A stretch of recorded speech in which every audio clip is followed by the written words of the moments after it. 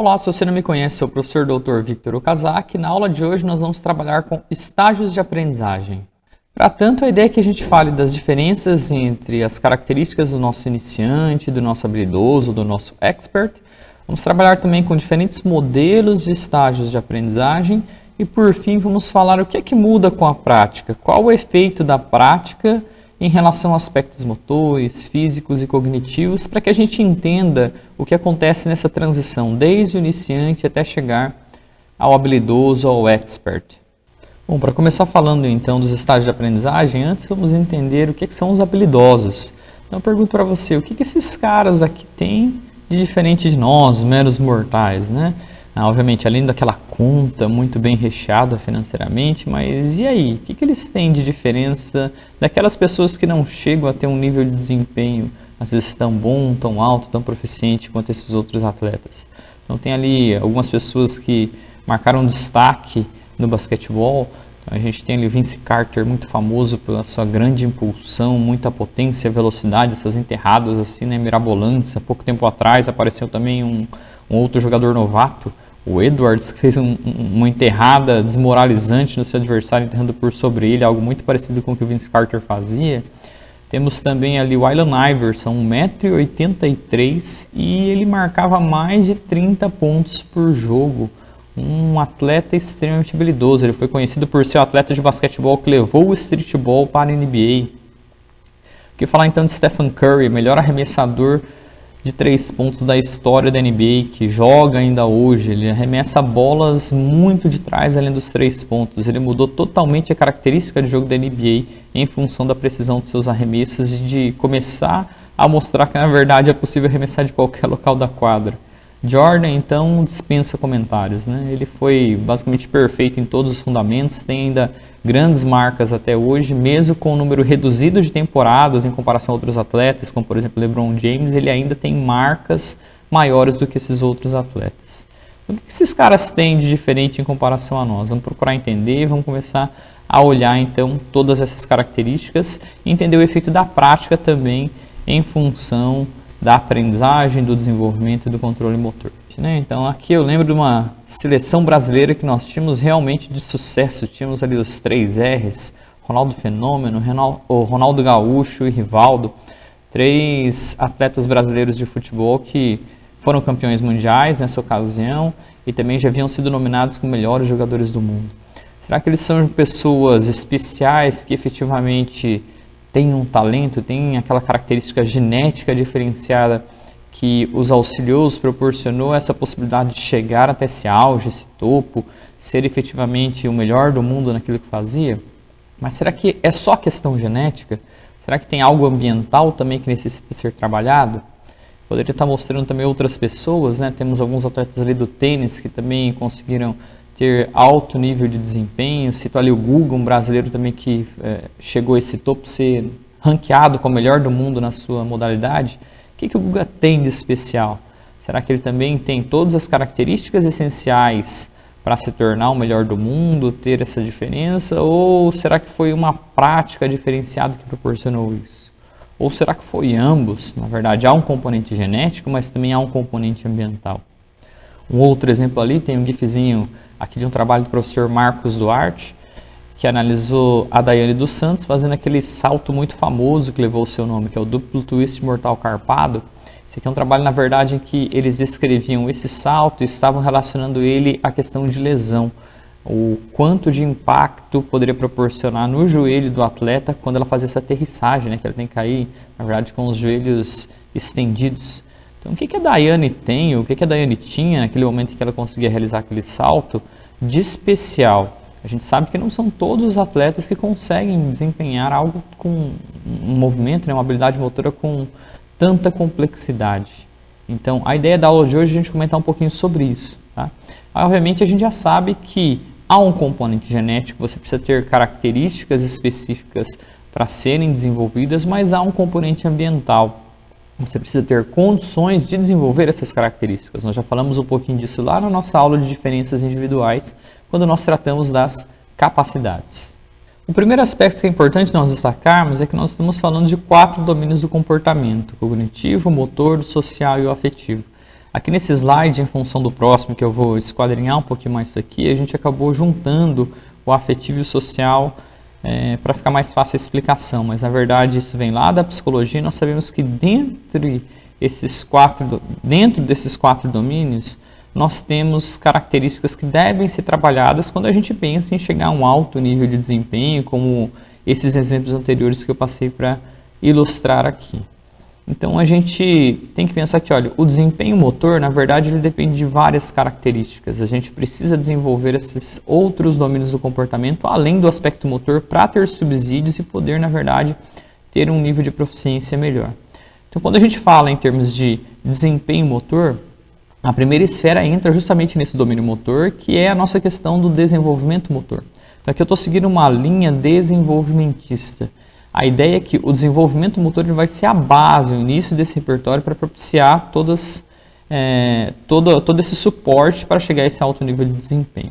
Nesse sentido, eu tenho lá, nós já vimos, acabamos de estudar, eu gravei alguns vídeos atrás para vocês, a questão das habilidades motoras fundamentais. Então, eu preciso desenvolver habilidade nas habilidades de locomoção, estabilização e manipulação. Então, a gente fala das habilidades fundamentais e posteriormente eu migro para as especializadas. Mas não é só uma questão motora, coordenativa. Eu tenho um aspecto também que é a nossa habilidade física. Eu preciso ter esse condicionamento que vai num sentido mesmo de potencializar as minhas capacidades. Então, daí eu vou ter que trabalhar meu condicionamento físico e o meu condicionamento motor. Isso é o aspecto mais básico que a gente está ilustrando do que precisa ser melhorado para o domínio motor. Mas um atleta, como mostrei lá para vocês, ele não depende apenas dos seus aspectos motores, a questão perceptiva, tomada de decisão, relacionamento que ele tem com o jogo, com os atletas, isso tudo também influencia no seu desempenho.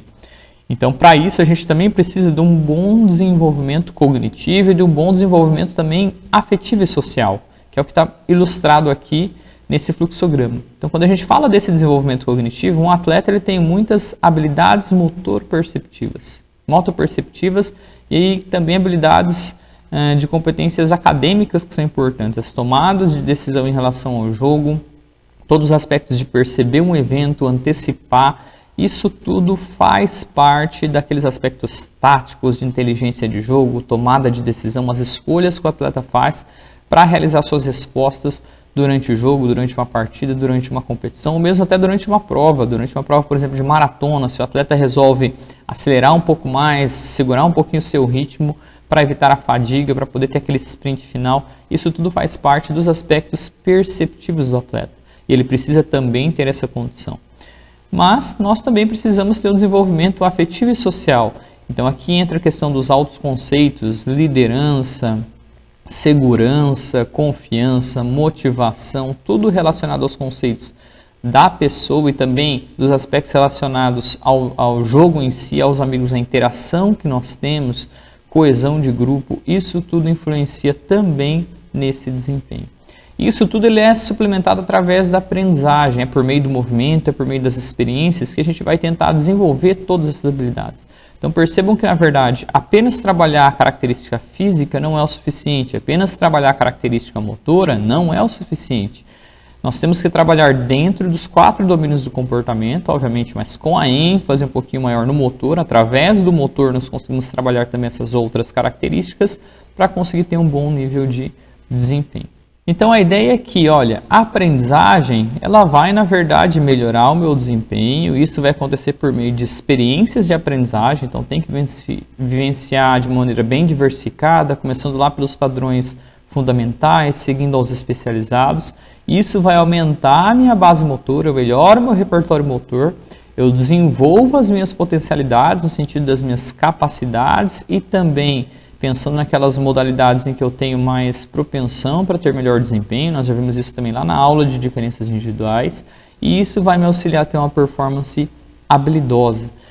Obviamente, eu acabei utilizando mais exemplos do esporte, quando a gente fala em uma performance habilidosa, mas não relacionem somente eu ter uma performance habilidosa com o esporte.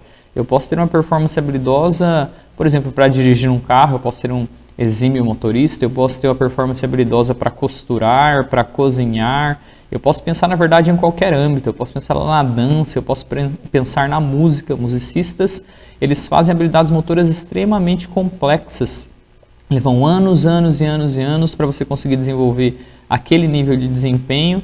Então a gente também pode ter como base essas outras áreas. Para nós, às vezes fica mais visível no esporte, fica mais fácil porque nós temos alguns nomes que são mais conhecidos, né? Ícones que nós temos no esporte, são nomes mais midiáticos, então geralmente a gente associa e faz esse tipo de analogia que é mais fácil para explicar. Mas não se limitem a pensar em habilidosos, pessoas com grande habilidade motora, pensar apenas na questão esportiva. Até mesmo em tarefas do cotidiano, nós podemos ter uma habilidade muito grande, intermediária ou mesmo muito pequena. Um aspecto muito importante para o estudo da aprendizagem motora é entender que o aprendiz ele irá transitar entre diferentes estágios de aprendizagem.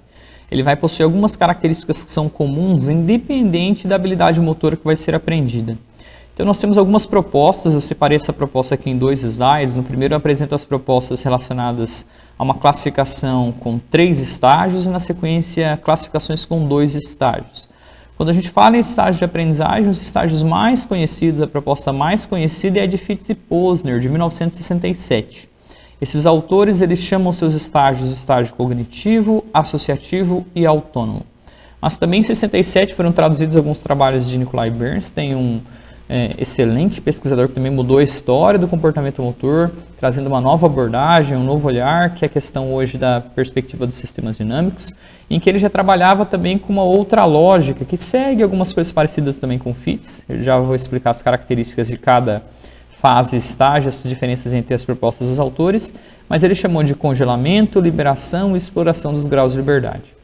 Lebut, ele traz também uma outra nomenclatura. Em 78 ele faz uma proposta de que nós temos um estágio exploratório, uma dissociação e automatismos. Cal Neel, em 85, ele fez uma proposta falando que nós temos um estágio de coordenação, outro de controle e outro de habilidade. E Meynell e Schnabel, ele traz uma proposta de que nós temos primeiro uma ideia global do movimento, depois um desenvolvimento da coordenação fina e depois um desenvolvimento da disponibilidade variável. Bom, vamos lá. Vamos trabalhar primeiro com a proposta de Fitts e Posner. A ideia de Fitts é que o estágio cognitivo, esse estágio inicial, o aprendiz ainda precisa muito dos aspectos relacionados à cognição. Fitts, lembrem que ele é um dos grandes pesquisadores relacionados à questão do processamento de informação. Então, muito comum ele trabalhar sobre essa perspectiva da cognição.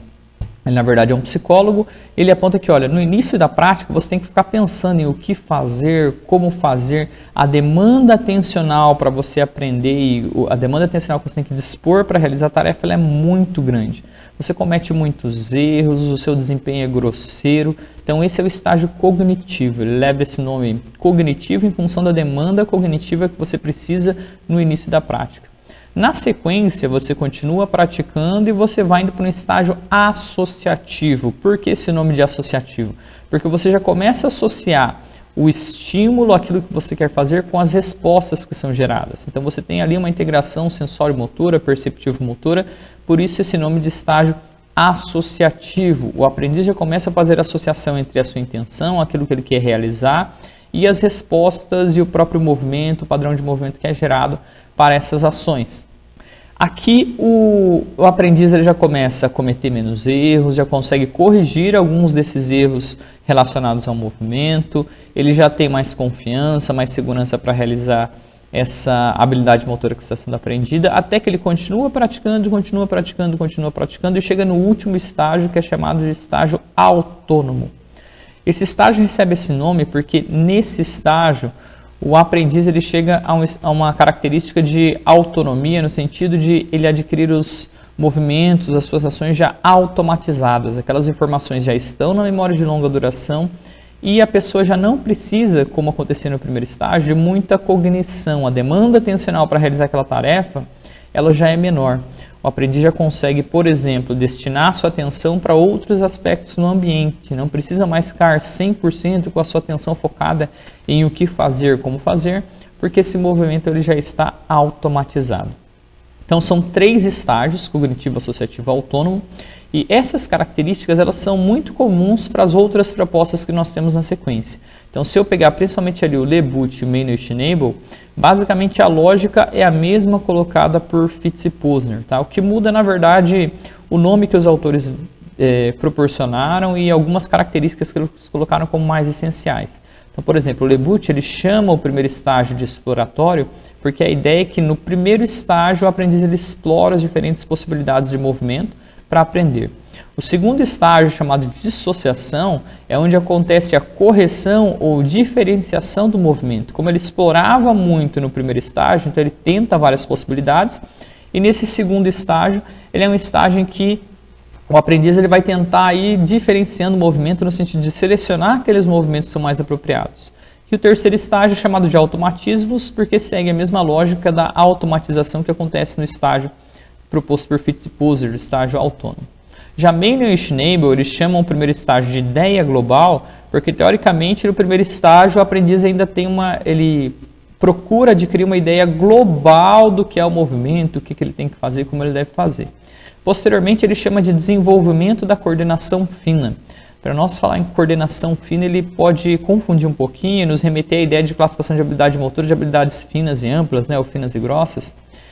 Então não fica muito legal esse nome, mas a ideia que os autores colocaram aqui de chamar de coordenação fina é que no início, no primeiro estágio, é um estágio ainda que o movimento ele às vezes é muito grosseiro, não é muito harmônico, a coordenação não é muito refinada, a transferência de energia entre os segmentos e articulações ainda não é tão apropriado, então é um movimento mais grosseiro.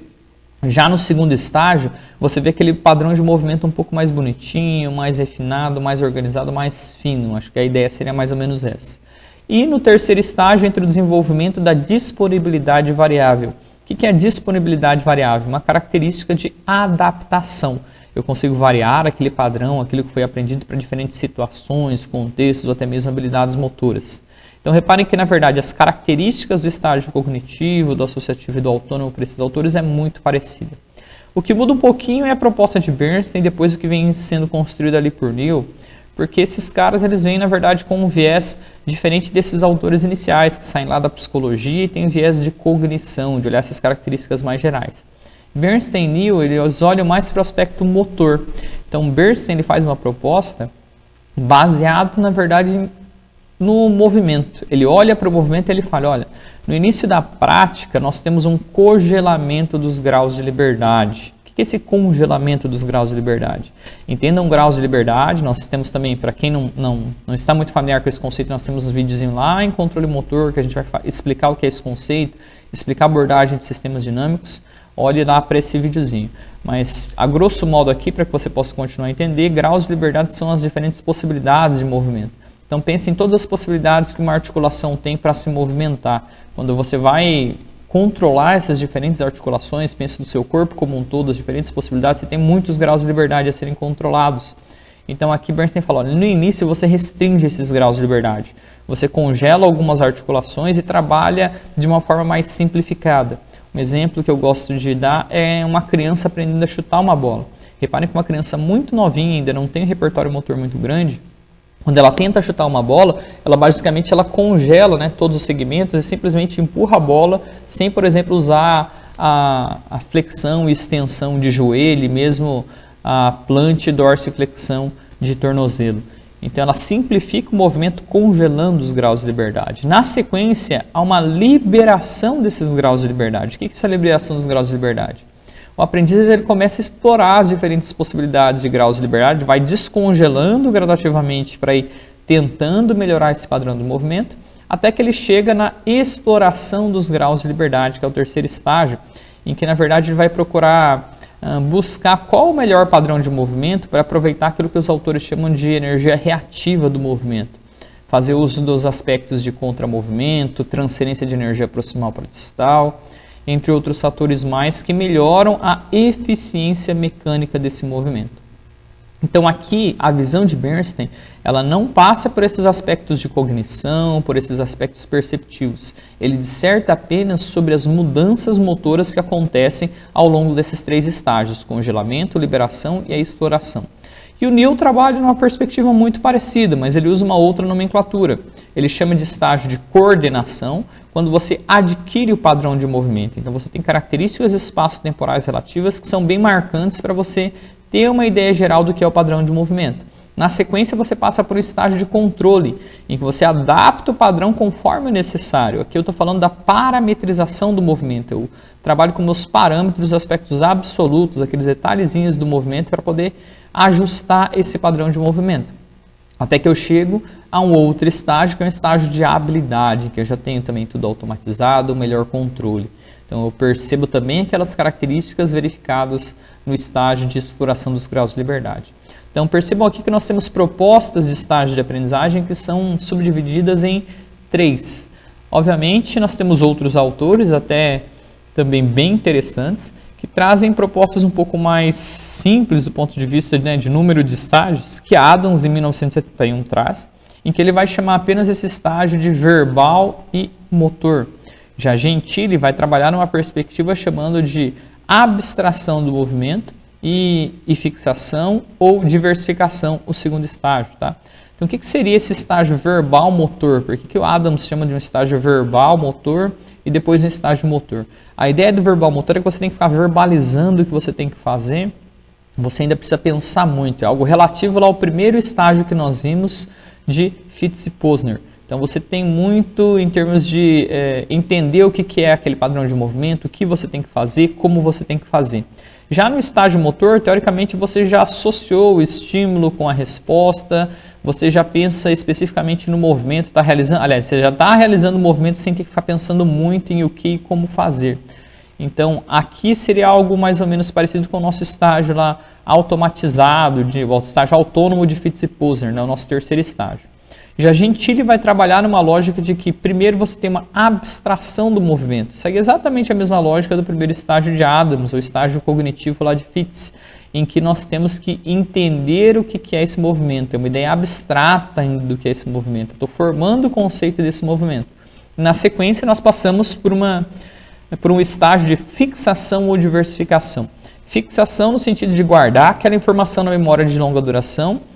Também é chamado de diversificação, porque não basta eu guardar aquela informação. Eu preciso conseguir aplicar aquele conceito que nós já vimos na nossa aula anterior, que é de transferência de aprendizagem, de adaptabilidade. Eu tenho que diversificar aquele padrão aprendido para novas situações, para outras habilidades, outros contextos, até mesmo intermembros. Então, essa seria a característica desse segundo estágio. Um aspecto importante para a gente pensar também é que, independente da proposta, se a gente vai pensar nas propostas de 3 estágios ou 2 estágios, nós temos que entender que a aprendizagem é um processo contínuo. Aqui, artificialmente, nós, para fins de entendimento, caracterização e classificação, nós artificialmente separamos em 3 ou 2 estágios. As propostas mais aceitas, mais utilizadas são a de Fitts e Posner, mas eu gosto de trazer outros autores, porque na medida em que eu vou explicando a lógica da proposta que eles trazem, fica mais fácil de a gente entender essas características gerais de cada estágio, de cada autor. Mas para fins de entendimento, para fins de aprendizagem, classificação, é mais interessante a gente pensar na proposta de Fitts, que é de 3 estágios, e eu vou tentar caracterizar mais ou menos o que são esses pontos assim essenciais, algumas características que a gente possa olhar para caracterizar o que efetivamente vai ser o estágio cognitivo, estágio associativo e estágio autônomo. Mas como eu mostrei anteriormente, vocês podem ver que na verdade para os outros autores muda muito pouco, muda mais ou menos a nomenclatura, mas a proposta é mais ou menos a mesma, né? Tirando os 2 autores ali que estão de sistemas dinâmicos, que é o Bernstein e o Neil, que daí trabalham para um aspecto mais específico motor. Mas para nós interessa não apenas o motor, mas também o aspecto cognitivo, as questões também relacionadas à percepção, correção do movimento, atenção. Então eu vou trazer essas características mais gerais para que a gente possa caracterizar essa proposta trazida por Fitts e Posner de estágio cognitivo, associativo e autônomo. Então vamos lá. O que seria o primeiro estágio, o estágio cognitivo? Bom, nesse primeiro estágio, o aprendiz ele é muito impreciso, aquele movimento ainda precisa de muita correção. Ocorre maior restrição de movimento. Essa restrição de movimento, a gente pode lembrar da explicação que eu dei para os graus de liberdade. O movimento ele é mais travado, mais rígido. O movimento é mais ineficiente, porque ainda a exploração desses graus de liberdade ela não está no seu melhor. Ele também é mais impreciso, mais indeciso, ele não sabe exatamente o que fazer. Então, como tem maior restrição, o movimento também é mais rígido, comete muitos erros, afinal ele ainda está descobrindo o que fazer, como fazer. É mais tímido, mais descoordenado, demanda muita atenção, que é algo que a gente caracterizou já até esse primeiro nome, né, do estágio cognitivo. Ele é mais lento e tende a ser mais inconsistente. Na medida em que ele repete várias tentativas, a gente percebe muita variação intertentativas. Esse é o nosso estágio cognitivo. Então, vou fazer uma analogia, eu gosto muito de explicar esses estágios. Se a gente pegar como exemplo uma pessoa aprendendo a dirigir, essa habilidade bem complexa, normalmente as pessoas que estão para ter essa aula comigo sobre aprendizagem motora, elas estão mais ou menos nessa faixa etária, que acabaram de vivenciar a experiência de aprender a dirigir, né? Um pouco mais velhas do que seus 18 anos, que é a idade que nos permite aqui no Brasil começar a dirigir. Então, lembrem lá de quando vocês estavam começando a dirigir.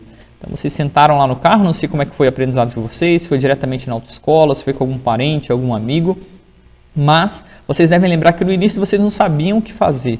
Você ia ligar o carro e já deixava o carro morrer, porque esqueceu a marcha engatada. Vocês cometiam muitos erros. Depois que aprendeu a entender como trocar marcha, ligou o carro, de repente você começou a andar, mas esqueceu lá de pisar na embreagem na hora de frear, o carro já morreu e deu aquele tranco de novo. Então vocês cometiam muitos erros, tá?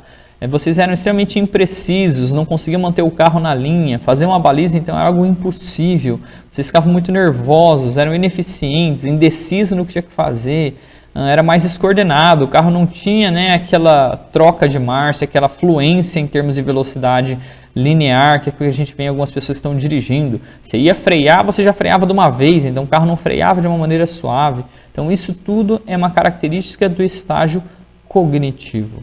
Se você precisasse, então, além de dirigir, mexer no som, conversar com alguém, pronto, te desconcentrava como um todo, porque a sua demanda atencional para realizar a tarefa era muito grande. Tá? Esse é o estágio cognitivo. Aí nós passamos para o estágio associativo. Você começou a treinar, teve mais contato com o carro, foi dirigindo, fazendo aulas, aprendendo com alguém, fazendo autoescola, e você começa a ficar mais preciso, já consegue manter o carro numa certa direção, tem menor restrição, você não fica duro, travado, nervoso na hora de dirigir, você se torna mais eficiente, você é mais decidido, já tem mais ou menos uma noção do que tem que ser feito, como fazer, é mais adaptado às situações, então você já consegue ir dirigindo em diferentes ruas, com carros do lado, pessoas do lado, você não fica tão nervoso, comete menos erro, você deixa o carro morrer menos, mas de vez em quando ainda comete algum erro, às vezes ainda atropela alguma tartaruga, né? Aqueles obstáculozinhos no trânsito, às vezes para em cima da faixa, freia um pouco abrupto de vez em quando, mas esses erros já começam a ser diminuídos e você começa a perceber esses erros e já ir corrigindo esses erros.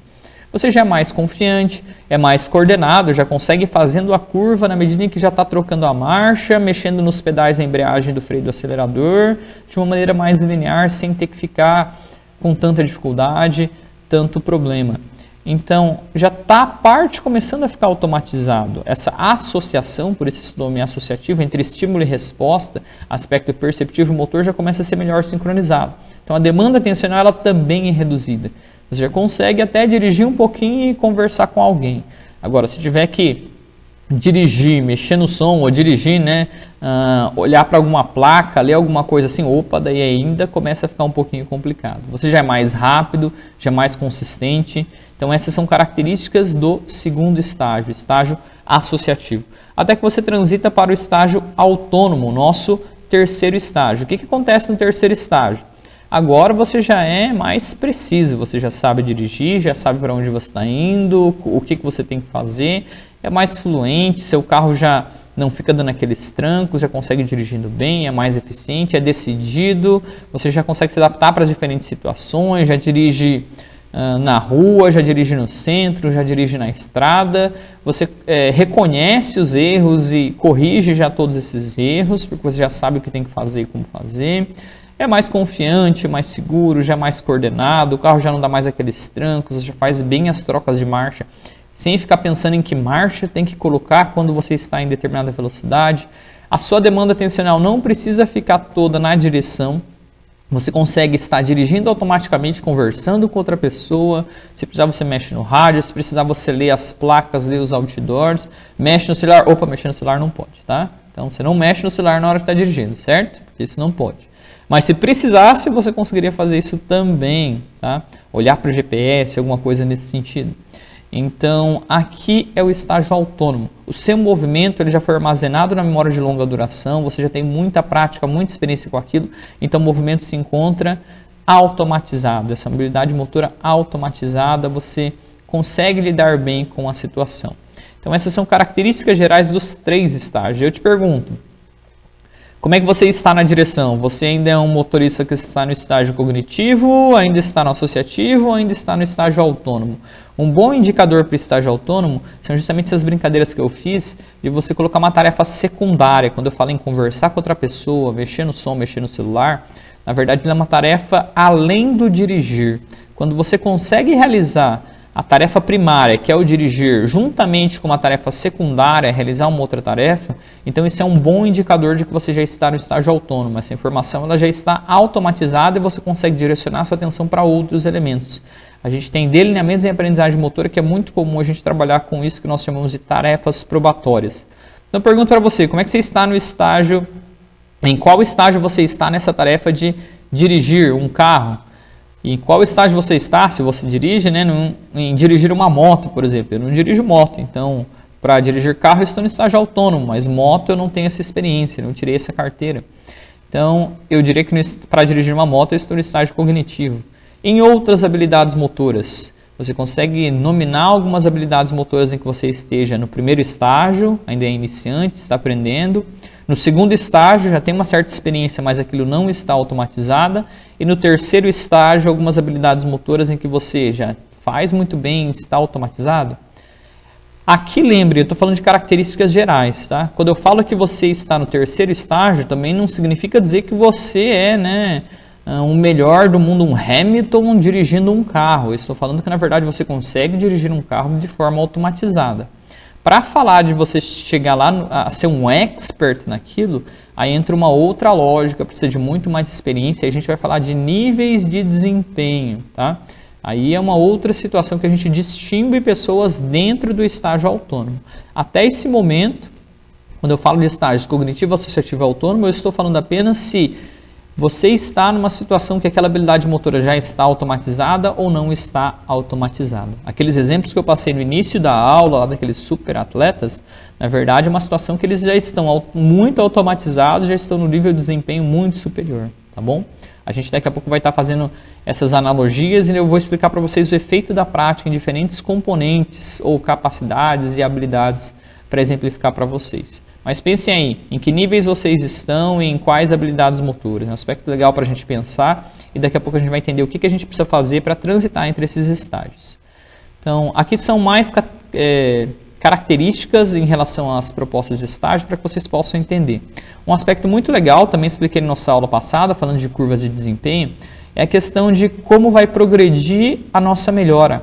Então, em geral, a gente segue uma progressão relacionada ao princípio da treinabilidade. Quanto menos treinado você é, mais treinável você é e vice-versa. Ou seja, no estágio cognitivo, olha ali para nossa curvinha em vermelho, no estágio cognitivo você tende a aumentar muito.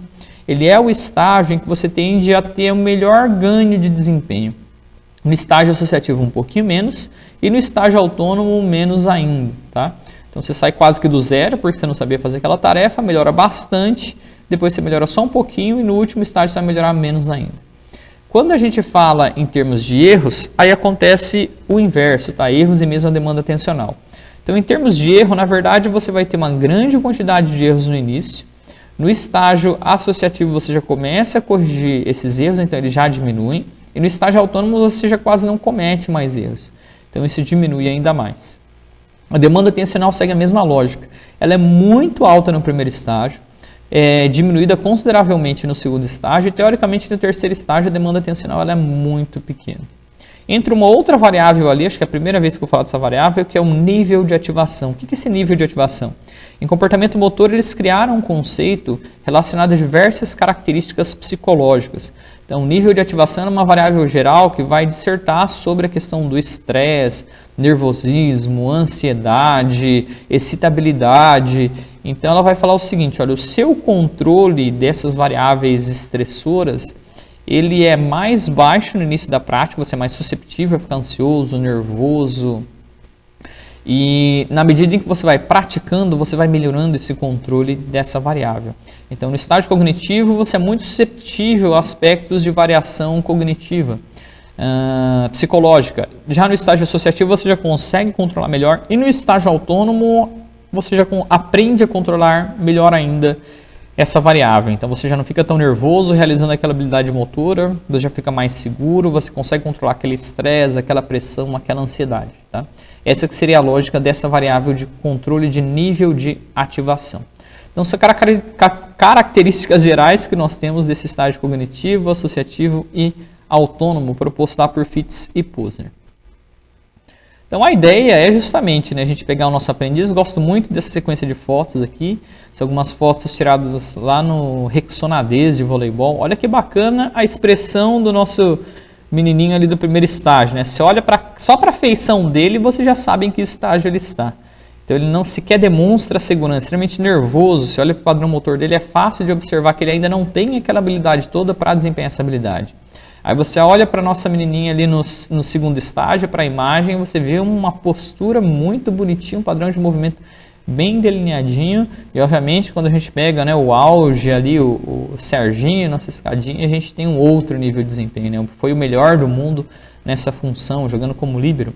Então, a ideia é justamente a gente proporcionar a experiência, proporcionar a prática, entender o que muda de um estágio para o outro, para facilitar esse processo de aprendizagem. A gente pode pensar também em outras situações. Eu não preciso pensar apenas no aspecto motor. Eu posso pensar em termos de estágio de aprendizagem para a minha função, para a docência. Eu posso pensar para a função de um técnico, Então, a gente vê ali alguns técnicos cometendo muitos erros, fazendo muitas coisas, me parece até nem sabendo muito bem o que fazer diante de algumas situações. Depois você começa a melhorar e, na sequência, ele tem 3 caras que eu sou fã de carteirinha, que eu gosto muito de falar deles e que tem características bem distintas em termos de trabalho. Um deles é o Phil Jackson, que trabalha com uma certa lógica, que é muito bacana. O Filipão, que trabalha também com outra lógica, outro tipo de estratégia. E o Bernardo, também... É indescritível o trabalho dele, técnicos extremamente vitoriosos, cada um dentro do seu ofício, na sua modalidade, então um do basquetebol, um do futebol e um do voleibol, mas com características bem distintas, e a gente vai tentar entender depois essas características, não na aula de hoje, vou estar falando lá na aula de feedback, mas aqui é para ilustrar que, olha, o estágio de aprendizagem ele vale para todos os aspectos. Quando você está aprendendo também o aspecto cognitivo, isso também é válido. Então, nós vamos tentar entender e auxiliar o nosso aprendiz a transitar dessas características que vem lá do primeiro estágio cognitivo, passar para o estágio associativo e ir para o estágio autônomo. Essa é a nossa função dos profissionais que trabalham com o movimento humano. Nós queremos suplementar essa aprendizagem e nós precisamos entender que essa aprendizagem ela não decorre apenas de aspectos físicos, mas também de aspectos motores, aspectos perceptivos, cognitivos, mas como eu falei, até o social afetivo eles têm um papel muito importante em todas essas inter-relações e a gente vai procurar entender um pouquinho mais disso. Mas para entender isso, e até para entender essa lógica, eu falei que, olha, até o estágio autônomo, a gente está falando em você conseguir ter aquele padrão de movimento, aquela ação, aquela habilidade motora automatizada. Eu posso ir além, eu posso pensar, na verdade, em chegar ao nível de desempenho como daqueles caras do início da aula, aqueles super atletas. Aí eu vou precisar de muito mais prática, entra também a questão genética, se você vai ter capacidade mais evidenciada para poder chegar a esse nível de desempenho, mas ainda que eu seja beneficiado geneticamente, eu brinquei ainda, papai e mamãe foram felizes em doar os seus melhores genes e esses genes têm relação com determinadas características para algumas modalidades, você ainda assim vai precisar desenvolver essa habilidade toda, todo o seu potencial. E para isso entra a prática. E nessa segunda parte da aula eu quero justamente ilustrar o que a prática muda. O que muda para diferenciar os iniciantes e os habilidosos, tá? Alguns autores vão trabalhar também com indicadores de, olha, para você ser expert, poder ser considerado expert em algumas coisas, você tem que ter aquela regra das 10 mil horas ou dos 10 anos. Você teoricamente deveria ter 10 anos de experiência prática com alguma coisa ou ter vivenciado pelo menos durante 10 mil horas.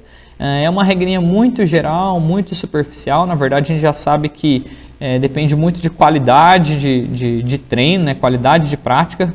Tem algumas pessoas até que brincam, olha, na verdade você ter 10 anos de experiência não quer dizer que você chegue a ser um expert. Você pode ter, na verdade, uma experiência muito ruim. Às vezes você pode ter repetido a mesma experiência por 10 anos. Na verdade, você tem 1 ano de experiência e não 10. Então, é muito relativo. A gente percebe algumas pessoas chegando a um alto nível de desempenho com um tempo mais reduzido e, às vezes, ela praticando muito tempo e não chegando a um alto nível de desempenho, ainda que ela tenha potencialidade para aquilo. Então, isso é muito relativo. Mas a ideia aqui não é discutir esses aspectos, é mostrar que, olha, a prática, ela vai influenciar, ela vai afetar diversas características nossas, diversas potencialidades, diversas capacidades e mesmo diversas habilidades. E eu vou estar mostrando um pouquinho disso em relação à coordenação, percepção, atenção, esses fatores a partir de diferentes artigos científicos. Então a ideia é eu ir relatando, fazendo uma pequena síntese de alguns artigos científicos que mostram o efeito da prática, ou estudos de aprendizagem, ou estudos que compararam novatos e experientes. Então, o que a prática muda? Como é que a gente consegue distinguir novatos e habilidosos, ou aprendizes iniciantes e aprendizes mais experientes? Olha que interessante esse primeiro estudo. Então, esse primeiro estudo ele trabalhou com o efeito da prática no chute do futebol. Então, aqui é um trabalho australiano de Anderson e Siddle. Ele é um clássico para análise de coordenação e controle motor. Então, o Anderson e Siddle, eles fizeram o quê? Olha, eles queriam analisar o que mudava com a prática no chute do futebol. Eles fizeram uma análise cinemática, filmaram o chute no futebol e eles tentaram observar o efeito da prática. Como era um trabalho de aprendizagem motora, eles precisavam de pessoas que não tivessem prática com o futebol. E lá na Austrália, assim como no Brasil, é muito comum, as pessoas gostam de futebol, então todo menino começa, já nasceu, o pai já solta uma bolinha para ele brincar. Então, como ele não poderia trabalhar com homens, que é uma prática também muito comum lá, ele trabalhou com mulheres. Ele pegou mulheres inexperientes que não tinham nenhuma afinidade com o futebol e ensinou essas mulheres a jogarem, fez uma prática durante um período de 6 meses e após 6 meses analisou de novo e pegou um atleta profissional masculino para comparar esse padrão lá que seria de um expert, de um profissional e dessas mulheres antes da prática e depois da prática. Aqui nós temos alguns gráficos, eles assustam algumas pessoas não gostam muito, não sabem lidar muito com esse tipo de informação, então vou tentar trabalhar de uma maneira um pouco mais simples. Tá? O que nós temos aqui? No nosso eixo esquerdo, vou trabalhar aqui com o nosso gráfico superior esquerdo, no nosso eixo vertical nós temos a angulação do joelho. Então para cima eu estou estendendo o joelho, para baixo eu estou flexionando o joelho. E aqui no meu eixo X eu tenho a extensão e a flexão do quadril. Então esse é um gráfico que nós chamamos ângulo-ângulo, é um gráfico para medida direta de coordenação, aqui uma coordenação interarticular, uma coordenação entre as articulações. Então eu quero saber como essas articulações se comportam uma em relação à outra. Eu estou analisando a coordenação entre as articulações do joelho e do quadril.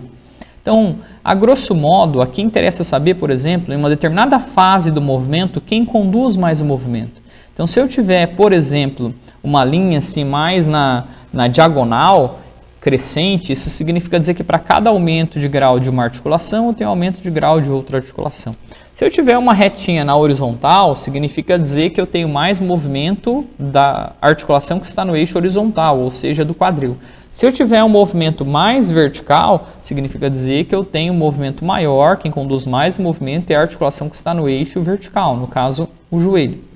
Então, feita essa primeira explanação de maneira bem breve e rápida, aqui nós temos em linha azul o chute, essa coordenação do joelho e do quadril das mulheres antes da prática. Então a gente tem esse desenho que é colocado ali, tá? Aquele start que é apontado ali no gráfico é o início, então quando começa a realizar a coordenação do chute, aquela setinha apontando o ABC, um instante de contato do pé com a bola, e dele finaliza com aquele desenho ali.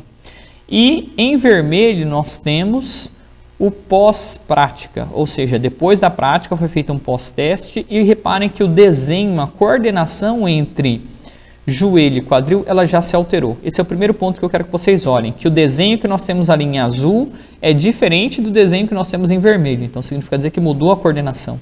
Agora eu quero que vocês olhem para o gráfico de baixo, tá? O gráfico de baixo é do sujeito experiente, daquele homem atleta profissional de futebol.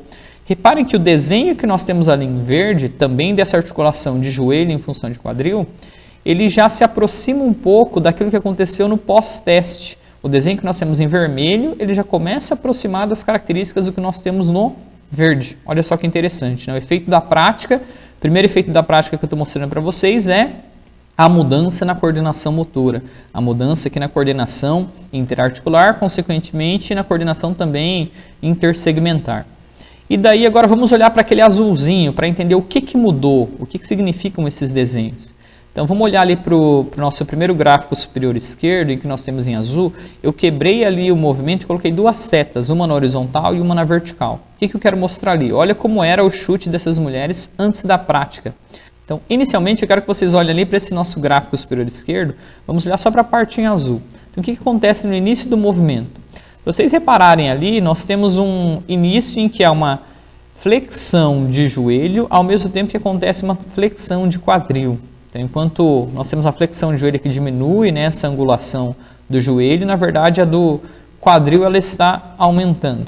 Até que chega num ponto, que é o que eu coloquei ali, aquela reta que está apontada na horizontal, que basicamente nós temos uma movimentação da articulação do quadril. Apenas o quadril se move durante aquela fase do movimento. Posteriormente, nós temos uma fase, né, que daí vem a setinha ali com o ABC, então ao contato do pé com a bola, e basicamente após esse contato com o pé com a bola, nós temos um movimento que é quase que só do joelho. Eu coloquei aquela retinha na vertical para exemplificar isso. Então, o que acontece?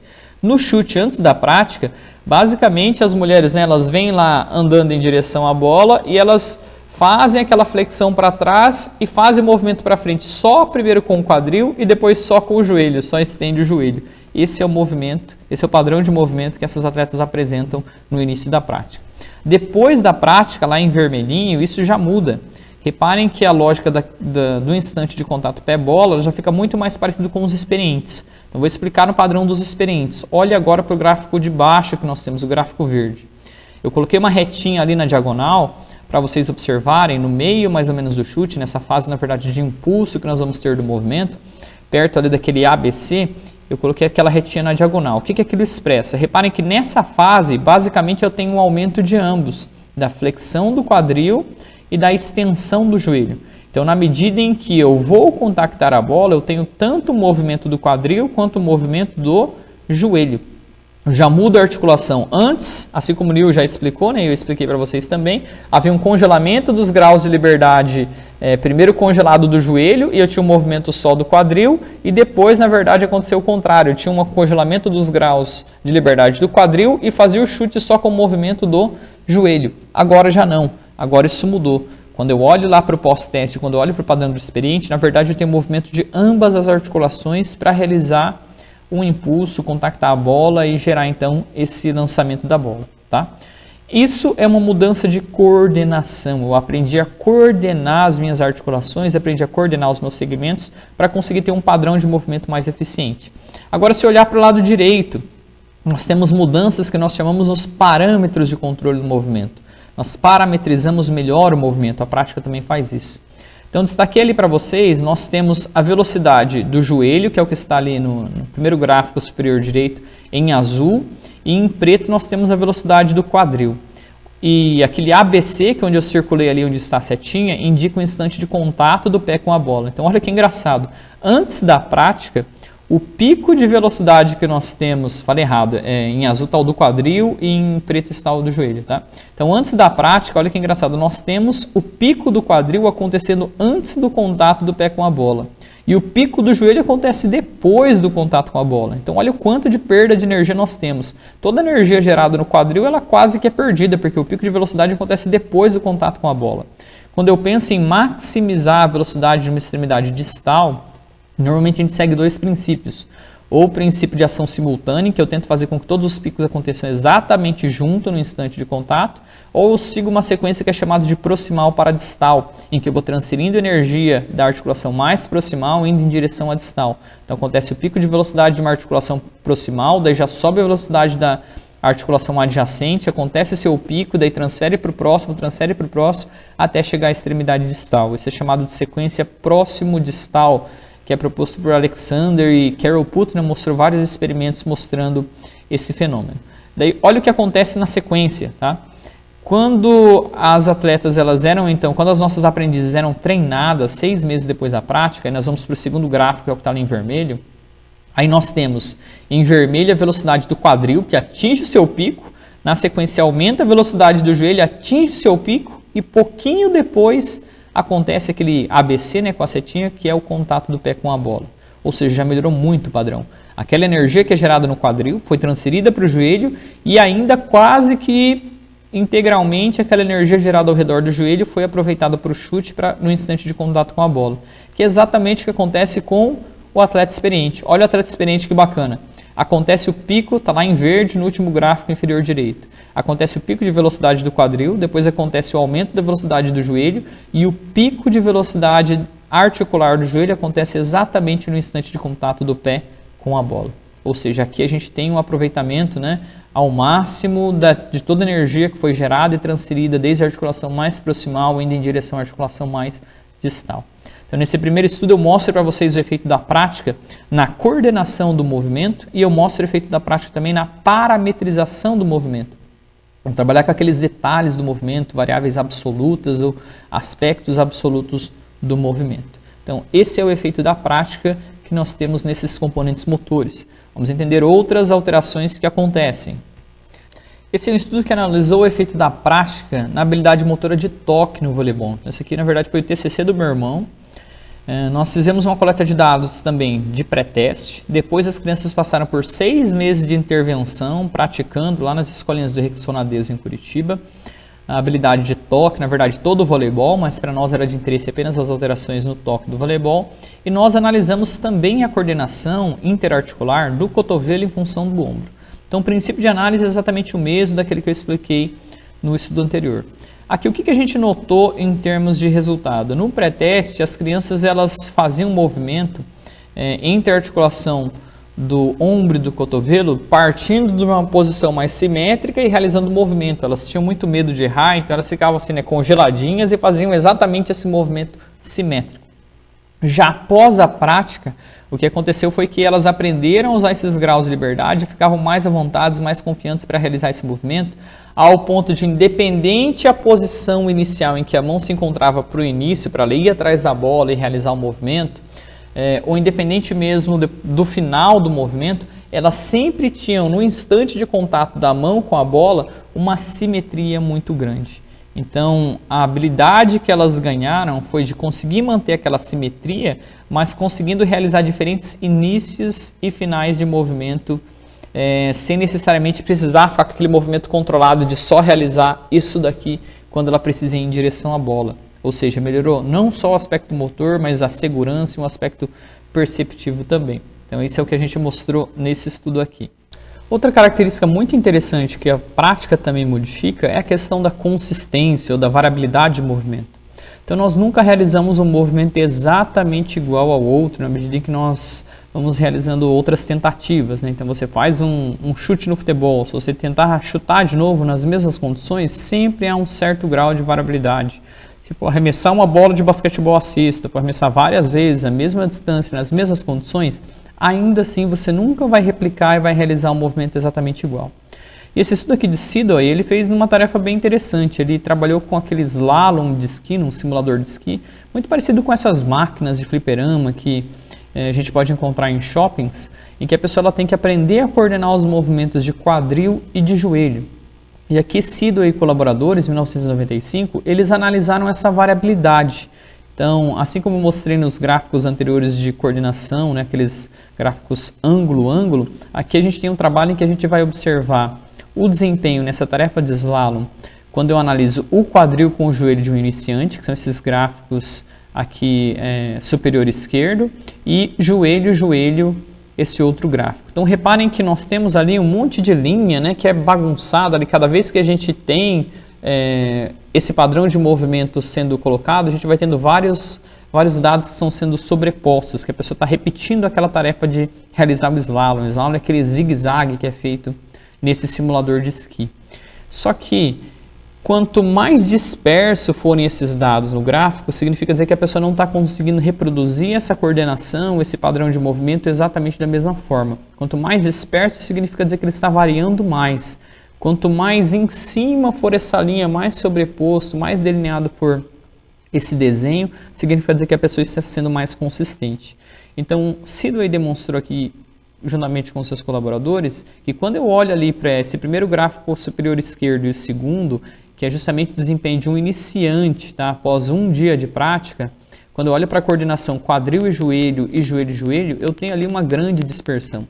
Eles criaram até um índice de variabilidade, que é aquele valor ali que nós temos de normas. Então, estou dando um valor de 4,4 para quadril e joelho, e um valor de joelho que é de 5,2, ou seja, muita variabilidade. Depois, Sidway fez um período de prática e no terceiro dia, olha que interessante, essa variabilidade da coordenação do joelho já foi modificada. Então, melhorou a coordenação, reparem que já começa a aparecer um padrão um pouco mais delineado, mais interessante, e a variabilidade diminuiu de 5,2 para 4,6, o gráfico ali superior direito que eu estou mostrando. Agora, vamos comparar esses dados de um iniciante com o dado de um experiente. Olha que interessante, se eu olhar ali para a parte inferior direita, o gráfico que eu coloquei ali como habilidoso, que está em vermelho, joelho, eu tenho um desenho bem mais marcado em relação a essa coordenação dos movimentos da minha articulação de joelho de uma perna em relação ao joelho da outra perna. Em que eu tenho um valor de normas nessa variabilidade de 1,6. Então, a variabilidade é muito menor em comparação à variabilidade que a gente tem na do novato, que é de 4,6. Se eu olhar então os dados do quadril e joelho, essa variabilidade que eu tenho no gráfico da esquerda é de 2,0. É um valor menor ainda. Reparem que as linhas que eu tenho no desenho, elas sobrepõem muito. Tanto quando eu olho para o joelho idoso, para o quadril e o joelho, demonstrando justamente essa característica de consistência. Então, na medida em que eu pratico, uma das características da prática é diminuir a variabilidade um pouco mais consistente. Eu consigo reproduzir com maior regularidade, com maior consistência, um determinado padrão de movimento. Nós realizamos também um estudo analisando a coordenação do arremesso do basquetebol, o arremesso de jump de crianças e de adultos, para entender também nesse processo, né, desde a criança tendo aquela experiência, a coordenação e a sua prática até chegar a algo muito parecido com um atleta profissional de basquetebol, o que muda em termos de coordenação motora? Então aqui eu trouxe dois padrões, tá? Estão exemplificados também num gráfico ângulo-ângulo, aqui a gente tem uma análise do ombro versus o cotovelo. Então, eu tenho no meu eixo horizontal a articulação do ombro, em que eu tenho menores valores para extensão e maiores valores para flexão, e a articulação do cotovelo no meu eixo vertical, no meu eixo Y, em que eu tenho menores valores para flexão e, na medida que eu vou aumentando esses ângulos, eu tenho então a extensão do cotovelo. E o que a gente observa em relação a esse padrão de coordenação quando eu comparo crianças e quando eu comparo adultos, tá? As crianças tendem a realizar um padrão, vocês podem observar ali naquela retinha em verde que eu coloquei para vocês, em que há uma fase que basicamente é o ombro quem conduz o movimento, o cotovelo ele fica congelado, ele fica parado.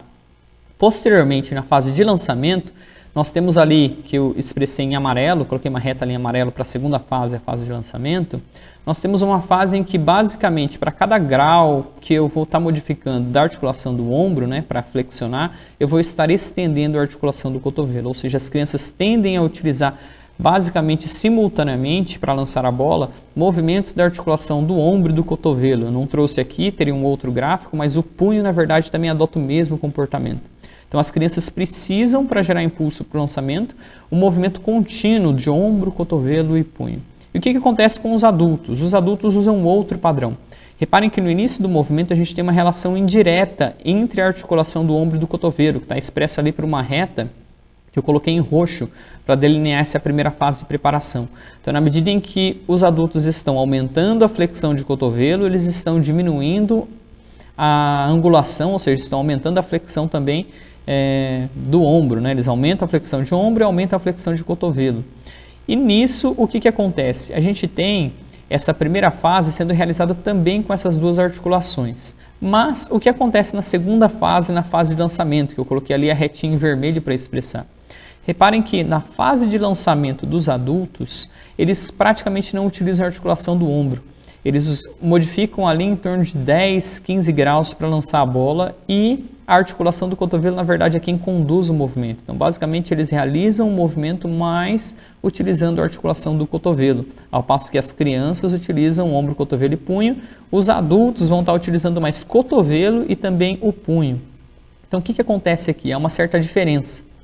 E no que implica essa diferença, Victor? Bom, primeiro, estratégia de coordenação. Eu coloquei ali também algumas figurinhas palito do que seria, né, um exemplo desses arremessos. Então tem um padrão das crianças ali, que elas seguram a bola muito próximo do corpo e jogam, né, lançam a bola estendendo todas as articulações, movendo todas as articulações. E os adultos, na verdade, fazem aquele padrão mais tradicional, de eleva a primeira bola e depois faz o lançamento. E o que a gente tem de diferença? Bom, reparem que os adultos usam uma estratégia que a gente chama de contramovimento. Eles fazem uso daquilo que a gente chama de um ciclo excêntrico concêntrico. Antes de você realizar um movimento de extensão do cotovelo, primeiro você faz o movimento de flexão do cotovelo. Isso faz com que a musculatura potencialize o trabalho da contração concêntrica. Por quê? Porque primeiro você faz um trabalho excêntrico e isso permite utilizar as propriedades elásticas do músculo.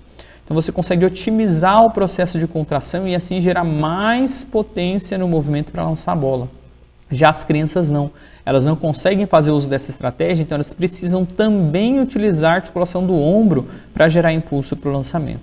Na Victor, e o que isso reflete em termos de movimento? Bom, em termos de movimento, isso reflete diretamente tanto na quantidade de força que consigo para imprimir para lançar a bola, também na precisão do arremesso. Então tem alguns autores, o Schmidt, por exemplo, tem um trabalho bem legal, que é um trabalho clássico de 1979, que ele mostra que há uma certa relação entre força e variabilidade de movimento.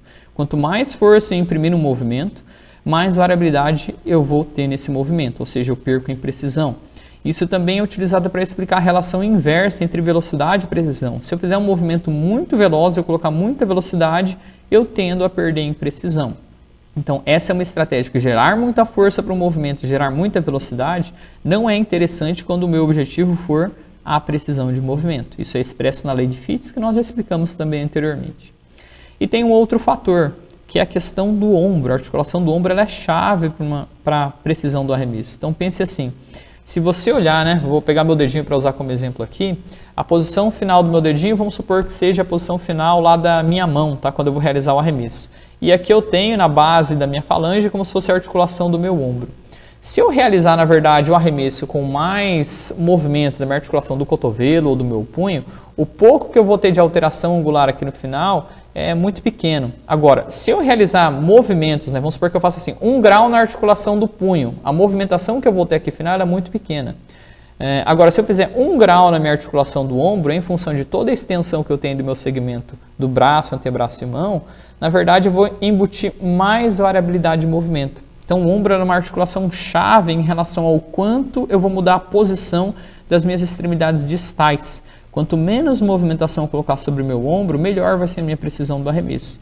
Então a gente consegue até entender o porquê esse padrão lá que as crianças utilizam para arremessar, ele tende a ser mais ineficaz quando comparado a esse padrão dos adultos. Então, nesse estudo aqui, comparando adultos e crianças, a gente mostrou também essa alteração na coordenação interarticular e a gente consegue explicar as diferentes mecânicas de movimento que proporcionam esse efeito diretamente sobre a precisão do arremesso. Então, a prática ela também modifica essas situações. O outro estudo ele também mostra, isso aqui também é um estudo de Button, que analisa a questão da coordenação interarticular no arremesso do basquetebol, só que Button ele fez uma comparação entre diferentes participantes. Ele pegou um participante lá mais experiente, que é esse participante número 6, e um participante ali número 2, que ele é mais novato, ele não tem tanta experiência com arremesso do basquetebol. Olha que interessante a questão da sobreposição que eu falei para vocês dos movimentos. Então aqui é uma série de arremessos que foi realizado, e foi colocado ali então esse gráfico ângulo-ângulo, muito parecido com o que eu apresentei anteriormente, só o que ele mudou foram as escalas e os eixos de referência, então muda um pouquinho o desenho daquilo que eu apresentei no meu estudo anterior. Mas aqui eu só quero demonstrar a questão da consistência. Então se vocês olharem lá para o gráfico que a gente tem, para os dois gráficos que nós temos à direita do participante 6, a gente consegue observar uma consistência muito maior. Para cada arremesso que é realizado, ele fica muito próximo do desenho. Agora, quando eu olho para o participante 2, a gente percebe uma variabilidade de movimento maior, porque na medida em que você vai praticando, você vai adquirindo consistência, você consegue reproduzir melhor um padrão de movimento. Mas, Vitor, da onde vem essa variabilidade de movimento? Isso vem de diversos fatores, tá? Eu posso explicar isso por meio, por exemplo, dessa teoria de ruído neural que eu expliquei para vocês anteriormente, que Schmidt coloca. Então, na medida em que você vai tentar realizar um determinado movimento, você imprime uma determinada força, isso gera uma determinada quantidade de ruído. Isso pode acontecer desde lá da escolha do programa motor, que é uma variabilidade maior, que mudaria entre padrões de movimento, até a parametrização do movimento, que daí seria uma variabilidade menor, até aspectos intrínsecos situacionais de como está o nosso sistema motor. Então, às vezes você está fadigado, não está fadigado, esses índices lineares de contração eles são modificados, o número de unidades motoras e a forma com que essas unidades motoras são recrutadas ao longo de cada realização de movimento, tudo isso interfere e cria e coloca variabilidade de movimento. A prática, ela tende a diminuir essa variabilidade e nos garantir, então, uma maior consistência. Então, olha que interessante esse estudo que foi realizado aqui em 1968, tá?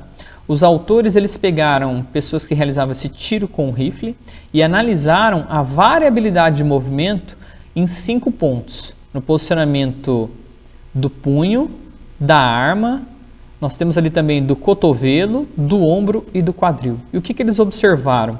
Eles observaram que habilidosos, eles possuem menor variabilidade intertentativa, ou seja, entre as tentativas, no posicionamento do punho e da arma. Agora, habilidosos, eles tinham mais variabilidade do que novatos nos pontos que estão ali em verde, que são do ombro, do cotovelo e do quadril. Então, Victor, mas você veio falando que, na verdade, a prática ela aumenta a nossa consistência.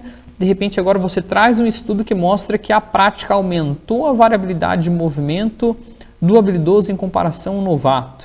Então, pensa comigo, por que isso ocorre? Por que o habilidoso ele vai ter mais variabilidade de alguns pontos? Teoricamente, para atirar, eu não tenho que ficar o mais imóvel possível, garantir lá o meu alvo em relação à minha mira para poder apertar o botão? Eu não sei quantos de vocês já vivenciaram a questão de atirar com algum tipo de arma de fogo mais pesada, ou arma de tiro de pressão, ou algum brinquedo que às vezes você tenta acertar algum alvo, mas você vai perceber que a gente oscila bastante. Essa oscilação, ela é natural do nosso corpo. E os atiradores experientes, eles conseguem adquirir esse padrão. Então pensem comigo, qual é o fator que determina a precisão? Qual dessas variabilidades, na verdade, não pode ocorrer? O que vai determinar é justamente o posicionamento da arma, certo? E do punho ali, porque o instabiliza a arma e também você vai precisar apertar o gatilho no instante correto, no instante em que o seu alvo está sobre a sua mira. Então, na verdade, a questão do vermelho, que os habilidosos apresentam menor variabilidade intertentativa no posicionamento do punho e da arma, é justamente porque esse é o fator determinante para esta tarefa. Mas como é que ele garante que consegue ficar paradinho arma e punho? Ele só consegue fazer isso porque ele vai ter que criar uma sinergia ali corporal para que os movimentos do ombro, do cotovelo e do quadril sejam compensados. Então, o que acontece? A variabilidade de movimento, nós oscilarmos o nosso corpo, é um aspecto que é normal, isso sempre vai acontecer. Mas o experiente, ele consegue, na medida em que ele varia, ele tem uma oscilação, por exemplo, de quadril, isso é compensado no ombro, isso é compensado no cotovelo. Variou o cotovelo, isso é compensado no ombro, é compensado no quadril. Ou seja, você cria estratégias para que você continue oscilando, mas essa oscilação seja realizada para garantir o posicionamento ali mais estável, né, do nosso punho e do posicionamento da arma. Então, a prática, ela trabalha não somente com a questão de consistência, de diminuir a variabilidade de movimento. E alguns autores já trazem outros conceitos de variabilidade, que são muito legais, que chamam isso de variabilidade boa e variabilidade ruim. Variabilidade boa é essa aqui, quanto mais variado, melhor eu souber utilizar essa variabilidade, ela me auxilia no desempenho, ou é uma variabilidade que não interfere no meu desempenho. E a variabilidade ruim é o oposto disso. Toda variabilidade que vai atrapalhar o meu desempenho, eu chamo ela de variabilidade ruim. Então, lá para o arremesso do basquetebol, por exemplo, ter padrão muito variado, ele reflete negativamente na precisão do meu arremesso. Já para essa situação, eu tenho que ter, né, uma variabilidade boa para compensar a oscilação do meu corpo, mas eu tenho a variabilidade ruim que eu tenho que eliminar ela ao máximo, que é manter a minha arma estabilizada. Então, esses são exemplos de variabilidade boa, variabilidade ruim e o exemplo de como a prática afeta esses tipos de variabilidade de movimento. Esse outro estudo ele vai trazer para nós uma comparação do controle postural. Então, o que a prática faz em relação ao nosso equilíbrio? Nós temos, assim como gold standards, né, um dos nossos gold standards, os nossos ginastas, quando a gente fala em equilíbrio. Os ginastas, eles por trabalharem em situações de muitos deslocamentos, muitas mudanças de direção, saltos, giros, rodopios, eles acabam por desenvolver muito a questão do equilíbrio, essa capacidade de equilíbrio. Então, aqui é um estudo que eles comparam, tá? Nós temos ali a amplitude do COP, que são os gráficos de cima, e a velocidade do COP. O COP é a nossa oscilação que nós temos do centro de pressão. Eu coloco as pessoas sobre uma plataforma de força, e a plataforma de força nós conseguimos extrair o quanto nós oscilamos em relação à nossa base de suporte. Se você tentar ficar paradinho, em pé, você vai perceber que você oscila um pouco. Se você não consegue perceber que você oscila, simplesmente feche seus olhos. Aí você vai perceber que você está oscilando mais. Se você ainda não percebeu, tente ficar em um dos seus pés com os olhos fechados. A maior parte das pessoas vai até cair, não vai conseguir permanecer em pé, mas vai ficar muito evidente a questão da oscilação. E a ideia aqui é que quanto maior a oscilação, teoricamente pior o seu equilíbrio. Então você não consegue fazer uso das informações sensoriais para que o seu sistema de controle postural consiga a manutenção da sua postura de uma forma mais estática, de uma forma em que ela não seja perturbada pela ausência dessas informações sensoriais, como a gente brincou aqui, tá? Ou da restrição da base de suporte, né, ficando em um pé só. E esse estudo fez isso, ele comparou, olha, se eu comparar a amplitude do COP e a velocidade do COP em situação bipodal, eu não tenho diferença entre pessoas que não praticam ginástica e ginastas. Os ginastas estão ali expressos em vermelho e os não ginastas em azul. Mas se eu pedir para essa pessoa ficar em equilíbrio unipodal, eu já começo a ter uma certa diferenciação entre eles, mas apenas na situação sem visão, que são os gráficos que eu tenho à direita. Os gráficos que eu tenho com os resultados à esquerda são na situação com visão. E se eu colocar essas pessoas, né, numa base unipodal sobre uma espuma, a espuma ela fica desestabilizando nossos mecanorreceptores, eles mudam um pouquinho a percepção que nós temos ali dos mecanorreceptores da base dos nossos pés, da sola dos nossos pés, então eles criam uma certa perturbação. E nessa situação, sem visão e principalmente perturbando esses mecanorreceptores, a distinção entre o equilíbrio que nós temos de não ginastas e ginastas fica mais evidente. Ou seja, o equilíbrio de ginastas ele é muito melhor do que o equilíbrio de não ginastas, mas principalmente em situações mais desafiadoras, em situações mais gerais, com visão, equilíbrio bipodal, na verdade não é algo que perturba tanto o nosso equilíbrio.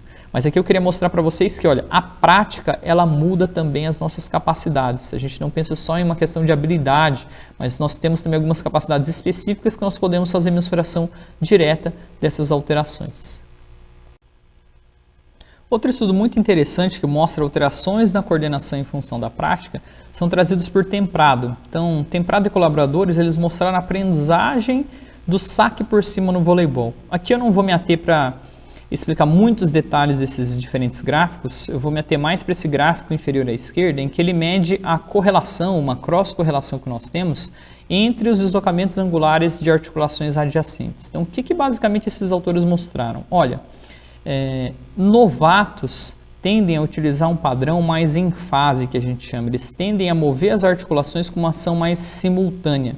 Então, ele basicamente joga a bola para cima e ao mesmo tempo em que eu vou aumentando a flexão de ombro, eu vou aumentando a extensão de cotovelo. É um trabalho em fase porque é mais fácil. Lembrem lá dos estágios de aprendizagem que nós falamos, o congelamento dos graus de liberdade, é basicamente essa estratégia. Agora, experientes, eles tendem a trabalhar, na verdade, com essas articulações de uma maneira não acoplada. Porque quando você vai realizar, na verdade, o saque por cima, você tende a utilizar um padrão de movimento seguindo aquela sequência que eu expliquei, proximal para distal.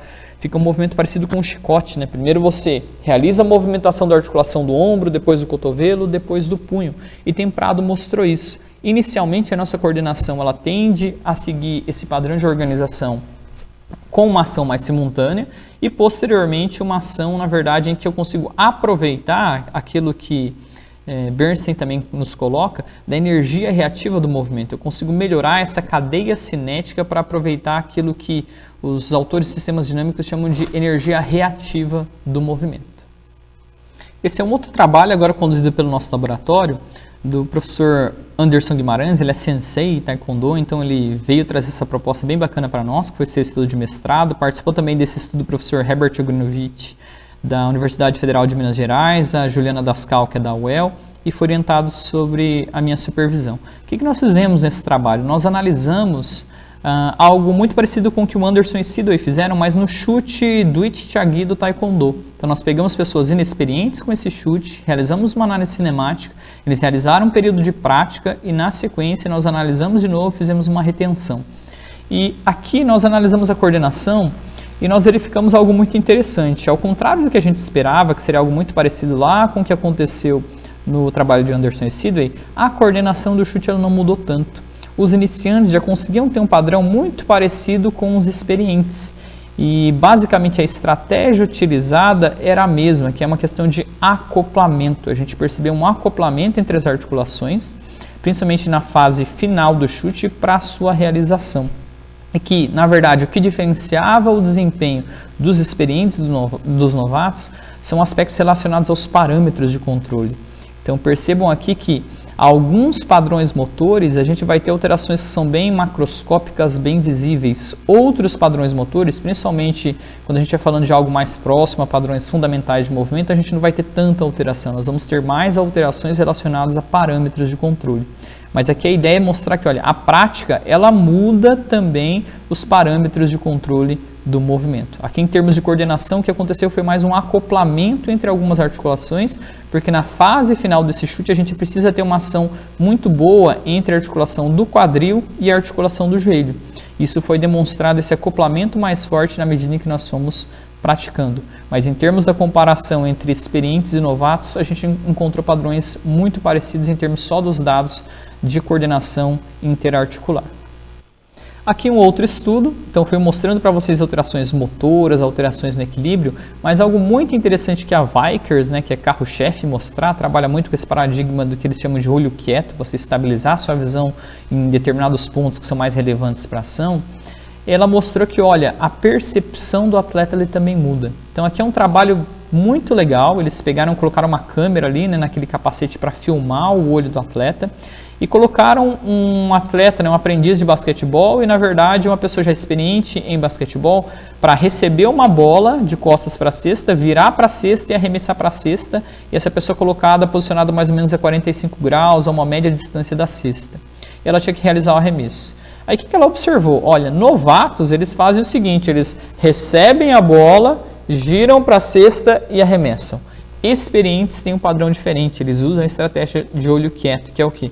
Enquanto a bola está ainda para vir ser recepcionada, ele já está direcionando o seu foco visual para a cesta, a bola nem chegou na mão dele, ele já está de olho na cesta, recebeu a bola, vira para a cesta e arremessa. Ou seja, a percepção também é modificada com a prática. A gente aprende os atalhos, os caminhos, a gente pega a manha da coisa, na verdade.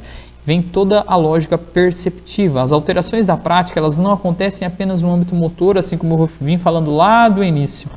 A gente tem vários estudos também que mostram até questão de alteração de tomada de decisão, a percepção do atleta em relação ao jogo, a modalidade. Aqui pensem que é só uma tarefa motora, é uma habilidade motora que é de arremessar, mas o aspecto perceptivo para desempenhar essa ação é muito importante. Se eu fico mais tempo visualizando a cesta, eu consigo ter mais tempo para programar o meu movimento, especificar todos os parâmetros de controle, até mesmo para selecionar minha ação.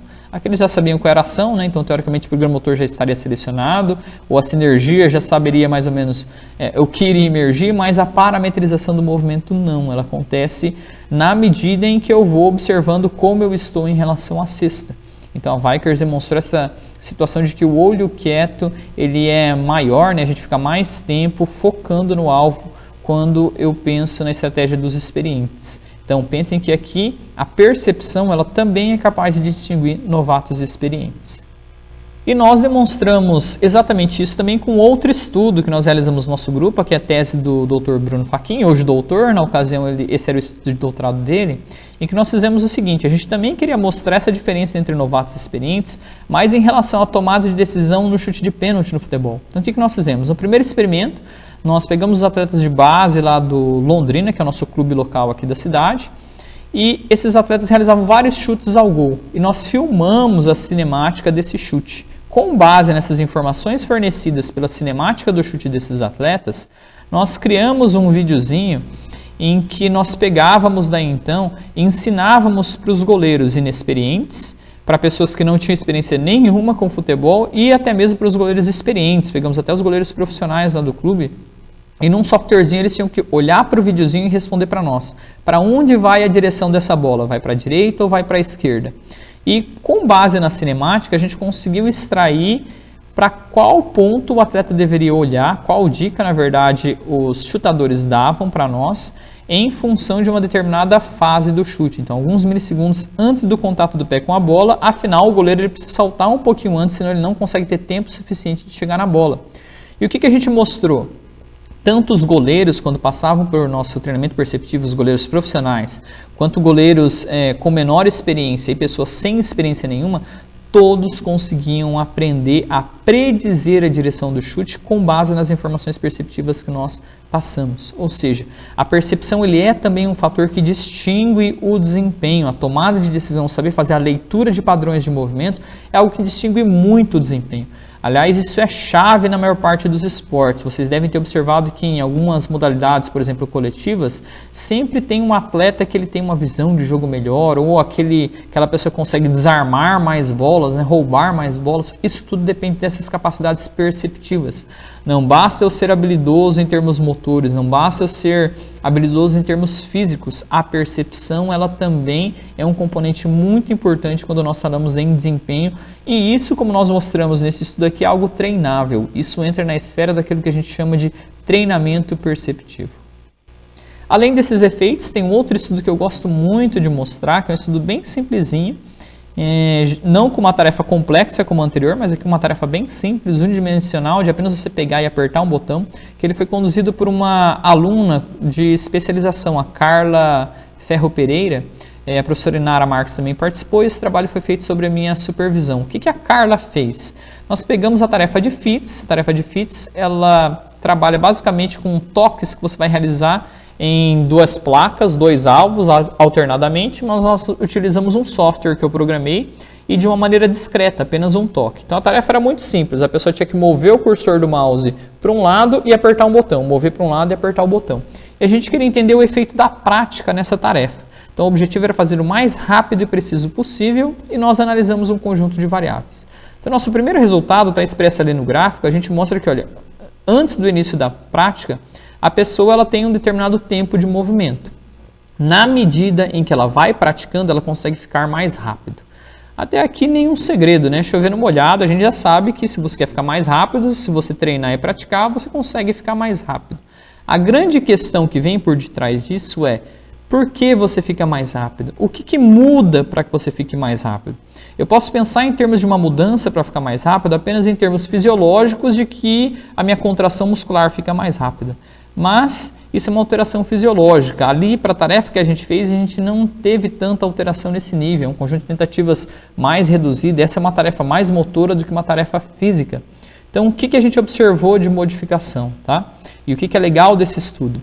Aqui no meu lado direito eu tenho 3 gráficos, um gráfico de posição, velocidade e aceleração, que o bacana dessa tarefa, o motivo pelo qual eu fiz esse softwarezinho, é que não me interessa apenas eu pegar o tempo que eu tenho para deslocar o meu cursor do mouse e para apertar o botão. Eu preciso também ter mais dados para fazer inferência sobre as estratégias de controle. Então, esse software que eu programei, ele me passa o rastreamento da posição do cursor. E nisso eu consigo calcular a posição, que é o que está ali expresso na parte superior, em verde escuro. Se eu tenho a posição em função do tempo, eu consigo derivar a velocidade, eu calculo a velocidade. Velocidade é igual a espaço dividido pelo tempo. E nisso eu consigo também derivar e calcular a aceleração. A aceleração é a variação de velocidade em função do tempo. E com base nessas informações, alguns estudos fizeram propostas bem interessantes, que é o que a gente chama de submovimentos, ou componentes de movimento, ou unidades de movimento, dependendo da literatura que você se apoia. E o que elas refletem? Elas refletem o quanto desse movimento é pré-programado, o quanto é correção de feedback. Esses autores apontam que o primeiro submovimento, que seria relativo ali ao primeiro pico, início e final do pico de velocidade, ou relativo ao primeiro seno de onda que eu tenho da aceleração, deixei ali para vocês como submovimento 1, ali num retângulozinho vermelho, aquele seno que eu tenho de onda da aceleração reflete a primeira parte pré-programada do movimento. Já os outros submovimentos, os outros senos de onda que eu tenho da aceleração ou picos que eu vou demonstrando ali de velocidade, eles refletem as outras correções que são derivadas de correção via feedback. Então, quando eu perguntei para vocês o que a prática modifica em termos de controle do movimento, bom, nós temos aqui o seguinte: parte do movimento ele é pré-programado. Antes de você realizar esse movimento de direcionar o cursor do mouse até o botão, você na verdade já pensa mais ou menos qual é a distância, quanto de força e velocidade, você parametriza o movimento. Só que quando você começa a ação, você tem esse impulso inicial, esse submovimento inicial, e às vezes você calculou errado. Então, se você continuar com aquela ação desse jeito sem corrigir, você passa o alvo, às vezes você não chega no alvo. Então, você precisa ter algumas correções de feedback para ou para desacelerar ou acelerar o movimento e garantir que você consiga cumprir a tarefa. Inicialmente, você tem um impulso inicial, que é esse submovimento primário, e você tem algumas correções de feedback, isso antes da prática. Depois que você pratica, que eu não lembro, acho que foi em torno de umas 300 tentativas mais ou menos de prática, o que aconteceu com essas pessoas? Elas chegavam a fazer a tarefa em algumas situações em que elas não tinham correção de feedback, ou seja, você consegue pré-programar melhor todo o movimento sem necessariamente precisar de correção. Quando você precisava de correção, essa correção acontece de uma maneira otimizada, ou seja, você diminui a necessidade e a quantidade de feedback para corrigir o movimento. Então, olha que legal o que a prática faz. Aqui a gente está falando de um aspecto também perceptivo. É uma alteração que a prática nos proporciona para que eu melhore a minha pré-programação e a minha programação para a realização do movimento. Então, o que a prática faz? Primeiro, ela aumenta o tamanho da fase pré-programada do movimento devido a uma melhor parametrização do movimento. E quando é necessário, eu consigo realizar o movimento com um menor número de correções, ou seja, eu otimizo a forma com a qual eu consigo tirar proveito do meu feedback sensorial. Então, aumenta a fase pré-programada, necessariamente então diminua a fase do tamanho da fase de feedback ou fase programada e eu otimizo o uso do feedback. Esse é um dos efeitos que a prática proporciona. E olha que bacana, isso aqui é um estudo, né, com uma tarefinha simples, computacional, unidimensional, mas basicamente esses resultados que eu tenho, essas alterações que eu verifico para essa tarefa é o que também acontece com tarefas mais complexas, tarefas esportivas, do cotidiano, ou seja, olha que bacana que é comportamento motor. Por meio de uma tarefa simples laboratorial, a gente consegue entender conceitos bem complexos em termos de controle do movimento humano. Então, em síntese, nós trabalhamos nessa aula de hoje com os estágios de aprendizagem. Eu destaquei para vocês a diferença entre o iniciante e o habilidoso, trabalhamos com alguns conceitos gerais, entendendo que, na verdade, as modificações elas devem ocorrer em todos os domínios do comportamento, cognitivo, social, afetivo, não somente no motor, então nesses 4. Falei para vocês diferentes propostas que nós temos de estágio de aprendizagem, algumas propostas com 3 estágios, outras com 2.